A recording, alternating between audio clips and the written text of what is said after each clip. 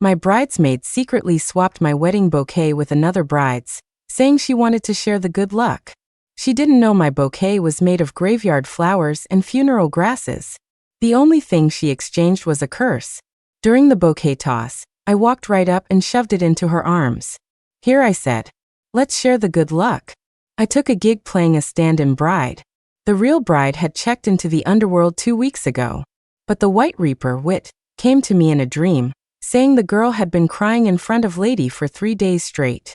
No amount of sweet talking could convince her to drink the soup of forgetfulness and reincarnate. She was about to get bumped from the reborn as a rich person track to the reborn as an animal track, so he asked me to see if I could figure out her unfinished business. Apparently, the Underworld has quotas to meet. This month's reincarnation rates were in the toilet, and Hades said if they didn't improve, he'd use the Black and White Reapers to fill the numbers. 1,000 years ago, the whole reincarnation system was on the fritz, and hardly anyone was getting reborn. Hades kicked Wit into the ghost realm as punishment. When I found him, he was hiding in an abandoned well, whimpering and on the verge of becoming the first ghost in history to die of hurt feelings. So this time, he was begging me to help him hit his targets. My spiritual constitution is special. I don't know who I was in my past lives, but Hades seems a little scared of me. Whenever I go down there, he conveniently has to go on a business trip to the upper realms. It's like he's actively avoiding me. Wit, holding his soul-catching banner, wiped his nose. That girl's tears have watered down Lady's soup so much that half the souls who drink it are remembering their past lives. I scattered a handful of sticky rice in disgust. Every time he showed up, I had to spend 2 days cleansing the place. I run a bridal shop, and he keeps asking me to moonlight for the dead. Talk about a conflict of interest. Good, I said. Lady's soup is way too salty anyway. 1 sip and you have to chug from the river Styx just to rehydrate. Last time I went down to turn in an escaped infant spirit, Lady enthusiastically offered me a bowl of pork rib soup to help me recharge. There were a couple of human bones floating in the green broth. 1 taste, and I felt like I was throwing up the bitterness of my last 2 lifetimes. Wit hugged my leg, whining. Chloe, come on. We're practically siblings, right? Every time you die, me and Black come to get you personally. It's the full VIP treatment, demon motorcade, the works. Even Hades doesn't dare to fart in your presence. If we get reincarnated, who's going to give you that kind of service? I sipped my tea. He had a point. For that level of service, I probably owed him a favor. So, I asked for the bride's information. What a coincidence. She was the same client who'd ordered a wedding dress from my shop last month. I remembered she came in alone. She had 3 fittings and ordered 2 gowns, plus a matching suit for her husband. But her husband never once showed up. I thought it was strange at the time. I never imagined she was already dead. I summoned her spirit from under a flower bed, Wit said. She's all dazed and confused, doesn't remember what happened when she died. She just keeps crying. He pulled the spirit out of his banner. The moment Stella appeared, she started sobbing. I walked over and gently tapped my finger on her forehead. She stopped instantly, staring at me with a lost expression. The shop owner? How did I get here? Behind her, Wit sneakily gave me a thumbs up. What's wrong? Why won't you reincarnate? I asked, trying to be quick. I could only keep her lucid for a minute. Stella bit her lip, her face twisting in pain as she tried to remember. It turned a ghastly shade of blue. I was wronged. I want revenge. But who killed me? Yeah, who killed you? Wit chimed in impatiently. I can't remember. Who? Why did they kill me? Why? The minute was up. A wave of cold, dark energy swept through the shop. Knickknacks rattled, and an antique plate fell from a display shelf, shattering on the floor. Wit, quick on his feet, sucked the wailing Stella back into his banner. I pointed at the broken plate. Just bought that at auction last week. $12 million, non-negotiable. He gave me a sheepish grin. I'll have someone burn you extra cash for the afterlife? I shot him a glare.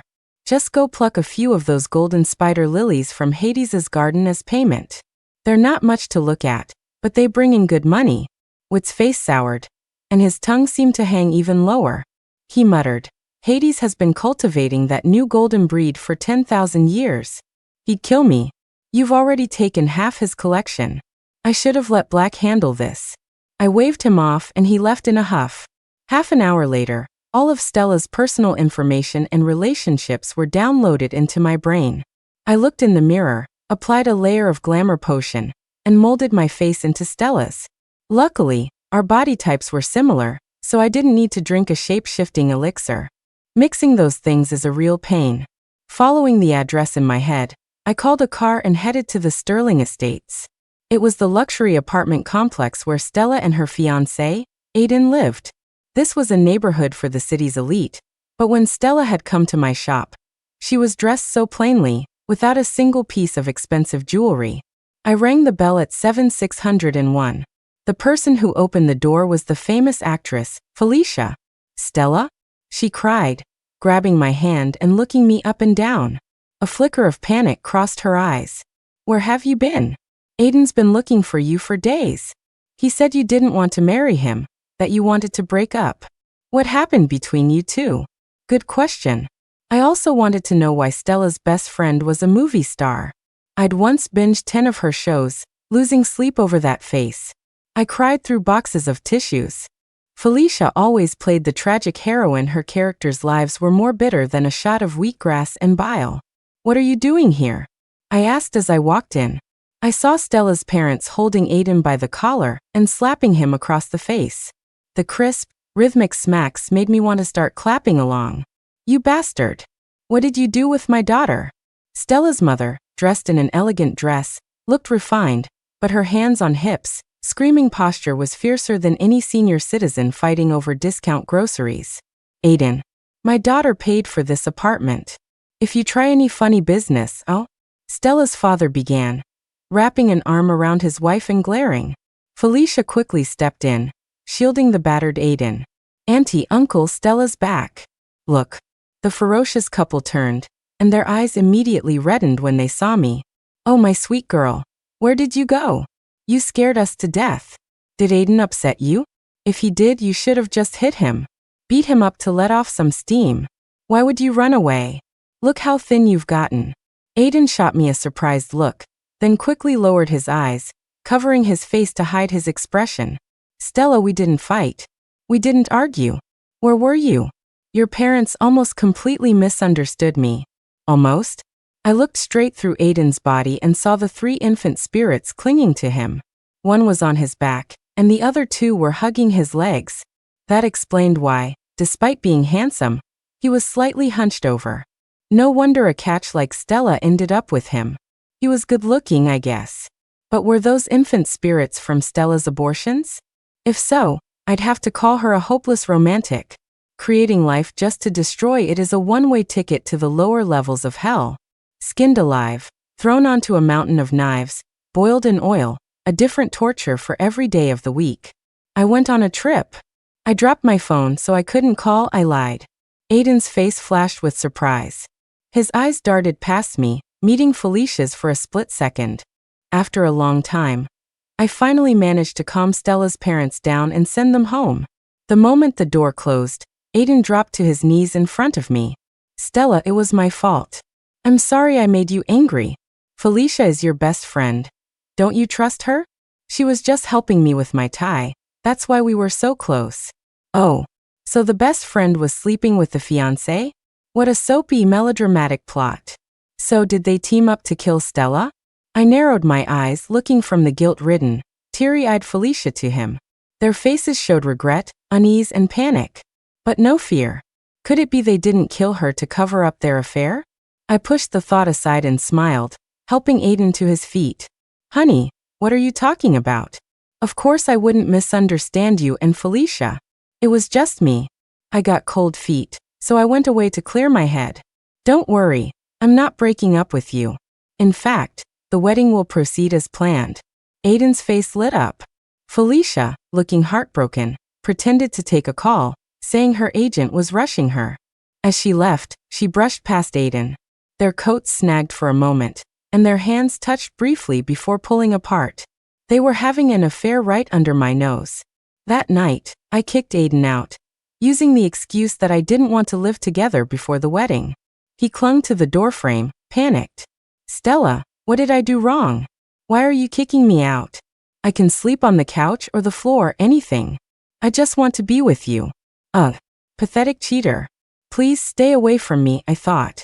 The resentful energy from those 3 infant spirits is killing my good luck. If he slept next to me, I'd have to deal with ghosts in the middle of the night. I'm not scared, but it's a hassle. Aiden, I said, I fell into some water while I was traveling. A monk told me I have something attached to me, something like the lost soul of a child. I'm worried it might affect you, so that's why I'm asking you to. His face went pale. He immediately let go of the door. No, Stella, don't be silly. That's all nonsense. But you're right, I should respect you. We'll live separately for now. We can live together after the wedding. It's not long. I shook my head internally. What did Stella ever see in this spineless gold digger? A handsome face is a dime a dozen, but an interesting soul is 1 in a million. And Aiden's soul was black as ink, which meant the man was malicious and manipulative by nature. From the window, I watched Aiden get into a taxi. Then I called one for myself and followed him. I waited in a corner of the hotel lobby for an hour, until a heavily disguised Felicia also got on the elevator. Outside room 1601, the entire hallway echoed with the sounds of crashing waves and a cat in heat. I discreetly recorded some of it on my phone, but after a minute, I got bored and yawned. The whole thing was over in 5 minutes. Good thing I got there quick. The wedding was a week away. Aiden stayed at the hotel for all 7 days. Felicia visited him 3 times. The next time I saw her face on TV, all I could think of was that wailing cat sound. Her tragic dramas had suddenly turned into X-rated films for me. On the wedding day, Felicia brought her personal makeup artist. Stella's face was best with light makeup. She had natural almond-shaped eyes, delicate lips, and a slender nose. But Felicia kept telling the artist to cake it on, like I was going on stage. The makeup artist looked a little surprised but did as she was told. I stared at the garish, over-the-top face in the mirror. I felt like I could shake off a pound of powder with every move. Stella, you look so beautiful. Felicia gushed, cupping her face dramatically. The makeup artist's cheek twitched. I smiled faintly. Thanks for the compliment. I have good bone structure, after all. Felicia, have you been working too hard lately? You're breaking out. Oh, and are those age spots? Even your foundation can't cover them. What are we going to do? You're my bridesmaid. Her face fell. She snatched the mirror from the makeup artist and practically pressed her nose against it to check. She was so busy touching up her own makeup that we were almost late leaving. Felicia wanted me to use a bouquet of slightly wilting roses. I refused. These flowers were flown in from France. Stella, don't you like them? She asked, her head bowed meekly, perfectly showcasing her long, graceful neck. The others looked at me with disapproval, but their expressions changed to awe when I revealed the bouquet I had prepared myself. It's not that. I just wanted to use a bouquet I made myself. After all, I've been planning this wedding for over a week, I said. Felicia's bouquet was clearly the one a fan had given her at a car show a few days ago. The fan had posted online, heartbroken, that Felicia had thrown her flowers in the trash. But it looked like Felicia had fished them back out just for me. Such a thoughtful best friend. At the door, Stella's parents started hurrying us into the car. They saw my makeup, their faces contorted for a second, but they still managed to force out some compliments. Our Stella is just gorgeous. A natural beauty. Takes after me. In the wedding car, Felicia glanced jealously at my bouquet. Stella, let me hold that for you. You should touch up your makeup. Your face is getting a little oily. I calmly handed her the flowers. Thanks. But halfway to the venue, we heard a series of honks. Another wedding procession was driving alongside us. The bride in the other car rolled down her window, gesturing that she wanted to exchange bouquets. Felicia eagerly rolled down her window to hand over the flowers, but I told our driver to speed up. She stumbled back into her seat, glaring at me. Stella, what's wrong with you? She was being nice, and you just ignored her? It's your wedding day. Why are you being such a buzzkill? Imagine how sad that bride must feel. I snatched the bouquet back from her and inspected it. Other than a few stems she had crushed, it was fine. This bouquet represents my happiness. I'll exchange it if I want to, And I won't if I don't. Felicia, are you being a little oversensitive? You're not the bride.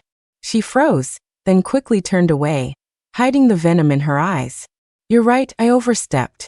I'm sorry. I just grunted, but I didn't let her hold the bouquet again.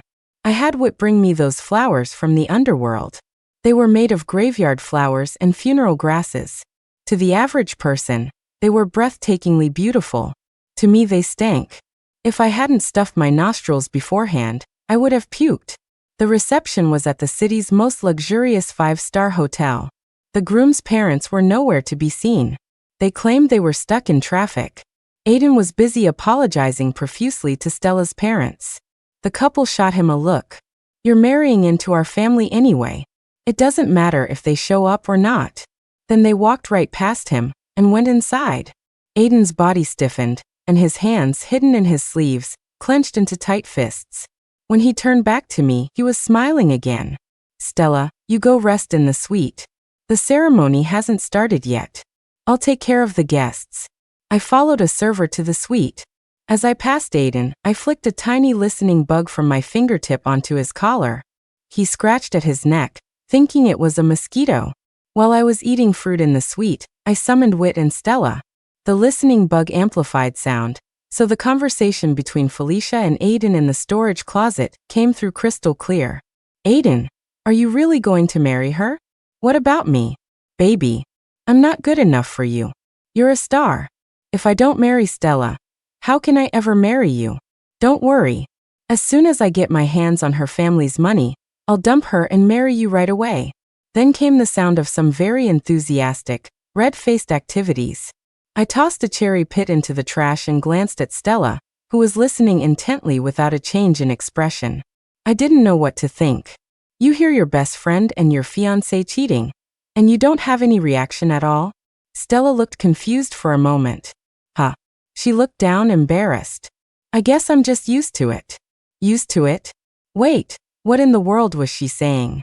You knew they were cheating, and you still went for a wedding dress fitting?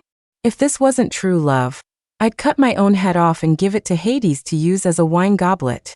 So, was it them? Did they kill you? Stella said, probably, maybe not. Whit was speechless. If you knew they were sneaking around, why did you agree to marry him? I don't get it. I'm completely baffled. Stella, frustrated, took off her own head and started banging it against the wall, as if trying to figure out why she'd wanted to get married in the first place. After a moment, she excitedly put her head back on. Maybe he wasn't the one I wanted to marry. I looked at Whit, who was now avoiding my gaze. I grabbed a handful of my hair in frustration. Don't tell me I got the wrong groom. This was the first time I'd ever dealt with a ghost this confused. And now she'd put her head on backwards. Whit cleared his throat guiltily. How can you get the groom wrong?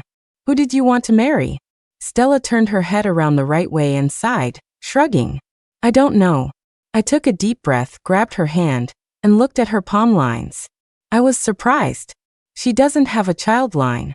That meant the 3 infant spirits clinging to Aiden weren't hers. How long were you and Aiden together? Stella said, about 6 months, I think. He's handsome. He kind of looks like. She tilted her head, trying hard to remember, then let out a breath. Maybe he looks like some celebrity. My face cracked. I almost let out a stream of curses. So she was just a fangirl who fell for a guy with a pretty face? Aiden was indeed good-looking, with naturally charming eyes that always seemed full of emotion. Otherwise, Felicia wouldn't have fallen for him. But I honestly couldn't guess which celebrity he resembled. I took the golden spider lilies Whit had secretly plucked for me and shooed them away. At least now I knew Stella hadn't wanted to marry Aiden. She could even tolerate him cheating with her best friend. With that thought, I left the suite. Before the ceremony, the seats below were filled with relatives from both sides, but there was an empty seat next to Stella's mother. Strange. Who was missing? I didn't pay it much mind. Just as the officiant was about to start, I took the microphone from him. Excuse me, everyone. Before we begin, I'd like to give away my bouquet. After all, a bride's bouquet represents happiness and the best of wishes. Felicia. I smiled at her in the crowd. She was adjusting her collar to hide the marks on her chest. Because of her fame, A lot of people were secretly taking pictures of her. Would you accept my bouquet? I want to pass this happiness on to you. She was stunned for a moment, then rose gracefully, casually sweeping her wavy hair behind her ear. Of course I'll take Stella's bouquet, but the ceremony hasn't even started. The moment she said yes, a hidden smile crept across my face. The curse on the bouquet would only transfer if the recipient accepted it willingly. If she hadn't killed Stella, the curse would just bring her a bit of bad luck. But if she did, she could wait for the curse to slowly grind her to death. Felicia usually wore a valuable, blessed jade pendant around her neck, but today, to show off her figure and match her dress with mine, she'd swapped it for a diamond necklace. I saw the 3 infant spirits detach from Aiden and move on to her. Their resentful, hateful faces seemed to find some release. Felicia shivered, a layer of goosebumps rising on her arms. Then this bouquet is yours. Take good care of it, I said, tossing it to her. She took a deep theatrical breath, then shot a sly glance at Aiden. Thank you to the bride and Aiden for the bouquet. I've caught your happiness. I let out 2 cold, dry laughs. She called me the bride, but she called Aiden by his first name. TSK. Good thing the real Stella found out about these 2 scumbags beforehand. I clapped my hands, getting everyone's attention again. Before we start the ceremony, I want to show you all our love story, to share the sweet moments we've had together. Aiden looked impatient. Stella, when did you make a video? We're going to miss the auspicious time. How about we watch it after the ceremony? What's the fun in watching it after? I winked at him playfully. This is a special surprise just for you. The large screen lit up, and an uncensored, high-definition video appeared before everyone. Felicia's sweet moans and Aiden's full 5-minute performance, including their high-difficulty acrobatics in the storage closet, were on full display. A collective gasp went through the crowd, followed by a wave of whispers. Whoa. What is this? Oh my God. Quick, record this. So Felicia's boobs are fake? And she has a C-section scar? I thought she was single. Their entire conspiracy, which they had just planned, was also broadcast for everyone to hear. Aiden's face turned white. He lunged for the remote, but it was too late. Everyone had seen enough. Felicia rushed towards me, trying to grab me, but I stepped back, and she fell to the ground in a heap. You had the guts to sleep with my fiancé, but you don't have the guts to be with him openly? I said, looking down at her coldly. Felicia scrambled on the floor, pushing away Aiden's helping hand. Stella, how could you do this to me? Tears streamed down her face as she looked up at me, a mask of pain and humiliation. Did you have to destroy me? Aiden was clutching his head in a corner, where Stella's father was now beating him with a chair. Stella's mother had taken off her high heels and was hitting him from both sides. You shameless piece of trash. You think that face gives you a right to cheat? You think you're some kind of player? The wedding's off. We're not doing this. I could hire 10 male models for Stella, and a new one every day would still be better than being with scum like you. I had to admire Stella's mother. Now that was how the rich lived. Who needs a husband when you have male models? I didn't destroy you. You destroyed yourself. You could have just been with Aiden, but you had to use me as your stepping stone, I said, bringing the focus back to my own battle. If I hadn't seduced him, would you have even looked at me? You wouldn't have. Felicia screamed, tears pouring down her cheeks.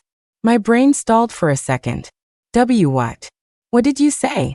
Ever since I confessed my feelings to you, you just grabbed some random guy and said you were getting married. Am I that repulsive to you? We've known each other for 26 years. Is that worth less than some pretty boy gold digger? Wait a minute. Where was Wit? Get Stella up here right now. Was she into both men and women? I hadn't even figured out who she wanted to marry, and now her best friend was telling me she only slept with her fiancé out of jealousy? I was stunned, and so were Stella's parents. The frequency of their beating slowed down as they pricked up their ears to listen. Aiden looked from me to Felicia in disbelief. You were with me just to get Stella's attention? Before he could finish, the chapel doors burst open. A man rushed in and kicked Aiden, sending him flying 10 feet. You think you're worthy of Stella? The man looked up, his gaze meeting mine, a mix of complexity and pain in his eyes. Sis, I'm back. That face, he called me sis? No. He called Stella sis? I looked at Aiden, then back at him. The fog in my mind suddenly cleared. Stella didn't want to marry Aiden. She wanted to marry her brother, Julian. His face was a 60% match for Aiden's. Aiden was just a cheap knockoff of Julian. But weren't they brother and sister? This was a mess. A total mess. I really regretted promising to help Wit. Julian grabbed my hand and pulled me possessively to his side. Dad, Mrs. Zhou, Aiden is trash. My sister doesn't want to marry him, and no one can force her. Mrs. Zhou? So he and Stella weren't blood related? My shattered worldview snapped back into place. And Miss Felicia, he said, his eyes narrowing, his thin lips spitting out venomous words. I suggest you stay far away from my sister from now on. Otherwise, don't blame me for leaking the scandal about your abortion. Felicia seemed terrified of him. She trembled and lowered her head, not daring to speak. Stella's parents' expressions changed slightly. They opened their mouths to say something but then swallowed their words. Julian moved the family's reception to an adjacent hall, turning the wedding into a family dinner. He told all of Aiden's relatives to get their travel expenses reimbursed by Aiden himself. He escorted me to the suite, then stood guard at the door, his gaze intense and tender. He roughly wiped the red lipstick from my mouth with his thumb, his other hand gripping my waist. You've been naughty, sis. I was gone for just 6 months, and you couldn't wait to get married? Were you trying to run away from me? That last syllable was like a hook, sending a shiver down my spine. But you shouldn't have found a cheap imitation of me. It's disgusting to look at. I trembled involuntarily, wailing internally. Stella, oh Stella. Even a rabbit knows not to eat the grass by its own den, and you went and had a thing with your own brother. And you wanted to marry him. This wolf cub was clearly trouble. That kick he gave Aiden was aimed right at the heart. He clearly wanted him dead. Besides, once you've had lobster and caviar, can you really go back to plain rice? Comparing their faces, Aiden suddenly seemed utterly bland. As Julian started unbuttoning his shirt and tossing his suit jacket aside, looking every bit the possessive CEO about to force himself on me, I quickly chopped him on the back of the neck and knocked him out cold. Wit materialized from a corner, looking at the body on the floor in surprise. Where did this one come from? I cracked my knuckles and couldn't resist giving him a beating. You didn't say Stella had a brother. He's not a brother, he's a secret lover. Wit struggled to open his swollen eyes. Wait, is this incest? Not exactly. They're not blood related, so it's just a secret affair. But I paused, trying to recall the parents' reaction. They clearly knew something was going on. So why were they against it? Were they embarrassed by the idea of the siblings being together? Or was there something else? But it seems they can't be together, I said, telling Wit to bring Stella's spirit out. Sure enough, the moment Stella saw Julian, her tears stopped, and she ran over and kicked him a few times. Wit and I looked at each other stunned. His tongue was hanging out again. After Stella had vented her anger, she sat on the floor and composed herself. He and we were at the same school. I was a year ahead of him. Our meeting was a carefully planned accident. I had no idea my mom was dating his dad, my stepfather. Her gaze was both loving and restrained. He got close to me to try and break them up, but we didn't expect them to get married behind our backs. Stella gave a bitter smile, looking at the sleeping Julian on the floor. When I found out, I wanted to end things, but he refused. So we kept it a secret. But after a while, my mom was the first to notice something was off. She and his dad suggested sending Julian abroad to manage a branch office. They thought that with time and distance, our feelings would fade. But they didn't know that someone was reporting my every move back to him. To escape his control, I started dating Aiden, who was pursuing me. I bought a new apartment and moved out, and that's how I finally got away from him. Stella clutched her head in pain. But why did I die? I considered this. It seemed Stella had genuinely fallen for Julian at first, but after learning about their parents, she tried to do the right thing and cut it off. But Julian wouldn't let go. After a long period of push and pull, their relationship became like walking a tightrope. That's why Stella both loved and hated him. No wonder when she filled out the client form at my shop, the space for the groom's name was left blank. She only looked gentle when she occasionally got a call from Aiden. So, The person she had always wanted to marry was Julian. Wit stabilized her spirit, which was flickering from the emotional turmoil. When I reaped her soul, she was near a flower bed in her apartment complex. I stroked my chin. This was getting complicated. I couldn't exactly call the police and tell them to dig up my own body. And if they did, and found a corpse that looked just like me, what was I supposed to say? That she came back to life? Stella tried to pull a blanket off the bed to cover Julian, afraid he'd get cold, but her ghostly hands passed right through it. She looked at me with pleading eyes. I couldn't refuse her. I pulled a blanket over Julian. She gave him one last, longing look before hiding back inside Wit's sole banner. Julian's fate was one of great power. He was a natural-born businessman, a master of the corporate world. But men like him often have troubled love lives. Just look at the unrequited love of Stella. I'd seen his marriage line. He wouldn't marry until he was 50 and have a daughter at 55. And that daughter. I glanced meaningfully at the sole banner, sighing to myself. What a tangled mess of fate. Julian would spend the rest of his life doting on that daughter. I couldn't tell if it was to compensate for his loss or to pay a karmic debt. That night, I went back to the apartment. I still hadn't found Stella's killer. Since she died at the Sterling Estates, the primary crime scene was likely here. I'm great at catching ghosts, but solving murders? My brain isn't wired for it. And seeing Aiden camped outside the front door just gave me a headache. What are you doing here? I had changed the locks as soon as I tricked him into staying at the hotel. He stumbled, his bruised and swollen face twisted with hatred. Stella, you knew all along, didn't you? That you were cheating? Not for long. Just a few days. It was true. I had only found out a few days ago. As for when the real Stella found out, I had no idea. And you still lied to me. You wanted to marry me. You were playing me the whole time. He grabbed my throat and shook me violently, his eyes glowing with a demonic red light. You gave me hope, and then you destroyed me. I knew it. You're nothing but a fickle slut. The master was right. The only way to truly have you is to consume you. Master? I latched onto that word.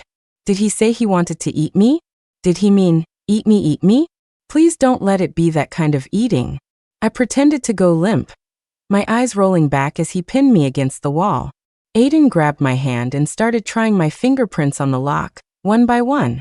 He broke my freshly done manicure. Click. The lock opened. TSK. This stupid door. Note to self. No more fingerprint locks. Aiden threw me onto the sofa. I landed like a sack of potatoes. It was much more comfortable than the floor. He found a roll of duct tape on top of a cabinet and tied my hands. I blinked. Wow, he had the tools of the trade hidden and ready. Anything else you've got stashed away? Might as well bring it all out now. After tying my hands, he glanced at my mouth. I tried to reassure him. Don't worry, I won't scream. He slapped a piece of tape over my mouth anyway. Damn it. Should have kept my mouth shut. After all that, he finally relaxed. He stroked my face obsessively, muttering to himself, you know, I chased you for 4 years in college. You wouldn't even give me the time of day. You just turned around and got with that playboy Julian. He kicked the sofa in frustration, probably hitting a hard spot, because his face twisted in pain. What's so great about him?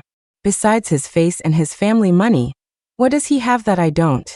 I really wanted to tell him that the face and the money were about 100,000 times more than he had. Julian was the CEO of a publicly traded company. Aiden was, at best, a 9-to-5 drone. Aiden grabbed my chin, forcing me to look at him. The master said that only by consuming you can I be with you in the next life, to truly possess you. But I don't want the next life. I want this one. You already accepted my proposal, so I spared you. Why would you do this to me? I couldn't help but roll my eyes. What kind of con artist tells someone that eating a person will guarantee they end up together in the next life? By that logic, I've eaten so many pigs. Does that mean I'm destined to marry one? Suddenly, there was a knock at the door. Stella, are you in there? Please open the door. I was wrong. I'm here to apologize. I just love you so much. I couldn't stand the thought of Aiden having you all to himself. It was Felicia's voice. She was crying and knocking weakly. You only ever look at me when I'm with Aiden. I know it's wrong, but I can't bear it when you ignore me. Stella, I'm sorry. Can we please be friends again? Please don't ignore me. I'll go crazy. Hearing her words, a vein throbbed in Aiden's forehead. He finally snapped, yanked Felicia inside, and as soon as she saw me tied up, he knocked her out cold. Tite. Vicious bitch. And she tried to seduce me. My eyes widened. You were already hooked, buddy. He knelt before me, reverently kissing my feet. Stella, I was just playing with her. It's your fault for always rejecting my touch. I'm a man, I have needs. But my true love has always been you. Otherwise, I wouldn't have gotten plastic surgery to look like that disgusting Julian. Once I get rid of the irrelevant people, you'll be all mine. That kiss sent a wave of nausea through my stomach. Ugh. My foot is going to rot off. Does this count as a workplace injury? No. I have to hold it in. My mouth is taped shut. If I puke, I'll have to swallow it back down. I'm definitely going to bill Wit for some of Hades's good stuff later. Aiden picked up his phone and made a call. Less than half an hour later, a man in a monk's robe appeared. When he saw me, his eyes flickered, and sweat beaded on his forehead. His lips were trembling. That's Stella? The monk whispered to him. I squinted, sizing him up. His getup wasn't cheap, designer brands under the robe, but he looked familiar. Where had I seen him before? No. That's not Stella. She's already. The monk stumbled back, his hand shaking as he clutched his prayer beads. Had he figured out I wasn't Stella? Was this guy a genuinely powerful, if corrupt, monk? The monk pulled Aiden aside and whispered, Did you forget? Stella is fated to be with Julian in this life. If you don't consume her, how will you steal that fate for your next life together? Aiden glanced at me, his expression firm and serious. Master, I don't want the next life. I want this one. I want Stella to be my wife for all of eternity. In your dreams, I thought. Stella is currently in the Underworld, flooding Hades's palace with her tears. The monk wiped his sweat and gritted his teeth. Fine. You go outside. I'll cast a spell to make her forget everything. Aiden left, casting one last, longing look at me. The moment the door closed, the monk's face changed completely. The serene, mysterious, all-knowing expression vanished, replaced by a look of pure, sinister malice. That expression. I remembered him. He was the beggar who had followed Stella. The second time Stella came to my shop for a fitting, he was sitting outside. He'd asked her for money, and she had kindly given him a $100 bill. He wasn't after her money. He was after her life. Some corrupt monks use the pretense of begging for alms to cast spells and steal a person's fate. I secretly activated my true sight. Sure enough, Stella's destiny had been transferred to him. Stella was supposed to have a life of immense wealth and luxury. Her love life was a mess, but she would never have had to worry about money. Now all of that belonged to this fake monk. The monk shook off his robe, untied Felicia, and woke her up. My eyelid twitched. Was this a con? Who was working with whom here? You were right. She's not Stella, Felicia said, rubbing the back of her sore neck. She shot me a disdainful look. Master, didn't you say Stella would be reincarnated as my daughter? Why isn't she here yet? And who is this thing? If my mouth hadn't been taped shut, a truckload of curses would have already flown out. One guy loves you so much he wants to possess you for 2 lifetimes. Another loves you so much he wants to imprison you as his personal plaything. And then there's the one who loves you so much she wants you dead, so you can be her daughter. Now I understood why Felicia wore that blessed jade pendant. She was afraid of the spirits of her aborted children haunting her. So it was Felicia who teamed up with this corrupt monk to kill Stella. What are you? The monk asked, pulling a talisman from his pocket and slapping it onto my forehead. I let out a muffled grunt. It wasn't because of the talisman's power. He just slapped it on so hard my brain sloshed around a bit. This is a demon-revealing talisman. No matter what kind of monster you are, you'll be forced back into your original form. The monk gloated. Felicia stared at me intently. That's weird, Master. She didn't change. The monk was dumbfounded. He pulled a whole stack of identical talismans from his pocket and was about to slap them all on my forehead when I finally broke free of the tape and pressed them onto his head instead. I rubbed my red, irritated mouth and pointed at the bewildered monk, letting loose. Where did you crawl out from? A fake monk who disregards human life, helps evil, and meddles in the cycle of reincarnation. I kicked him square in his bald head, and 2 of his front teeth went flying. Felicia shrieked and cowered in a corner. But to my surprise, the fake monk had some moves. It was a weird mix of kung fu, street brawling, and who knows what else. "Oh, so you're a man of many talents." He opened his mouth and spat out a centipede. It was at least 3 feet long. I have no idea how it was coiled up in his stomach. As it flew towards me, I snatched it out of the air. The slimy, hard-shelled texture almost made me lose my dinner right there. Was that stomach acid? I fought back a wave of nausea and flung it away. It landed, by sheer chance, around Felicia's neck. Her eyes rolled back and she fainted. The monk pulled a knife from his pocket and lunged while I was wiping my hands, slashing my throat. I felt the cut. It was a long one. Looked like it was beyond repair. I'd have to get a new skin. At that thought, I sighed, and a flicker of anger ignited inside me. Hades had been avoiding me a lot lately. Besides growing flowers, that old man was a master at crafting beautiful human skins.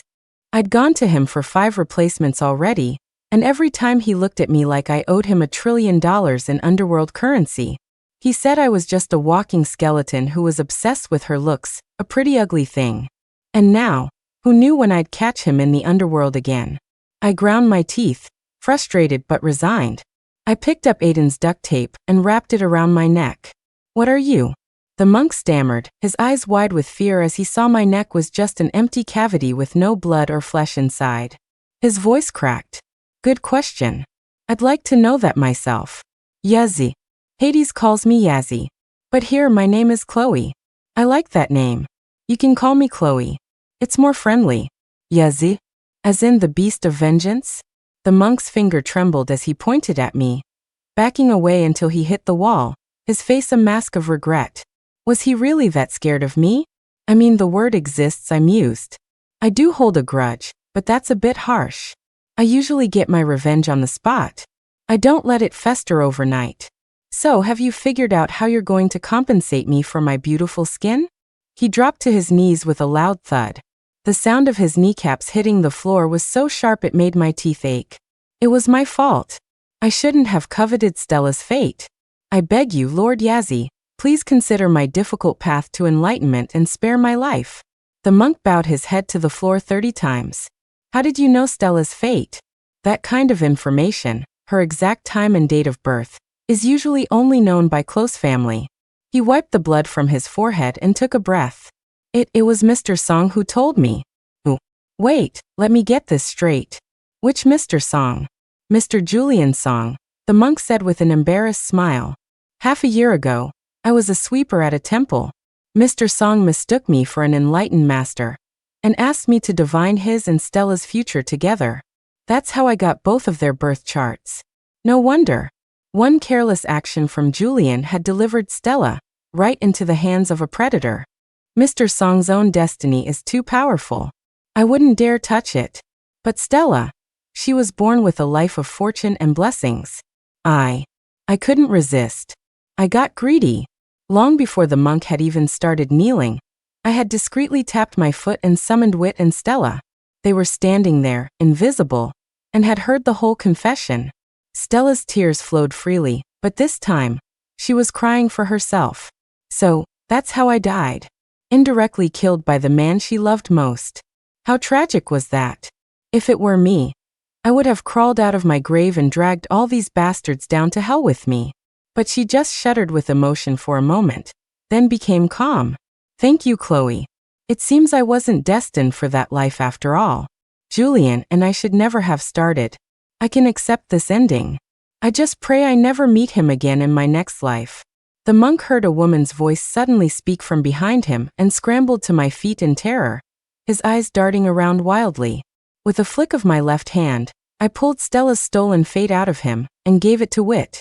She wouldn't be using it in this life, but it would be waiting for her in the next. And under Julian's protection, her next life would be even more prosperous and distinguished. I had figured out why she was destined to be reborn as Julian's daughter. It was indeed a karmic debt. Wit, his long tongue hanging out, materialized with his soul-reaping chains. The monk shrank back in terror. Suddenly, he made a break for it and leaped out the window. "Hey," I called out, but I didn't stop him.